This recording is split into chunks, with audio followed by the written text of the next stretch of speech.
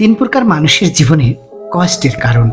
মানুষের জীবনে কষ্টের কারণ অনেক হতে পারে, তবে প্রধানত তিনটি কারণকে চিহ্নিত করা যায়। নাম্বার 1, শারীরিক কষ্ট। কোনো রোগ, আঘাত বা অসুস্থতা থেকে শারীরিক কষ্ট আসে। নাম্বার 2, মানসিক কষ্ট। মানসিক চাপ, উদ্বেগ, বিষণ্ণতা, সম্পর্কের সমস্যা বা প্রিয়জনের ক্ষতি ইত্যাদি মানসিক কষ্ট সৃষ্টি করতে পারে। নাম্বার 3, সামাজিক কষ্ট। সামাজিক বৈষম্য, দারিদ্র্য, কর্মসংস্থানের অভাব বা প্রাকৃতিক দুর্যোগের কারণে সামাজিক কষ্ট দেখা দিতে পারে।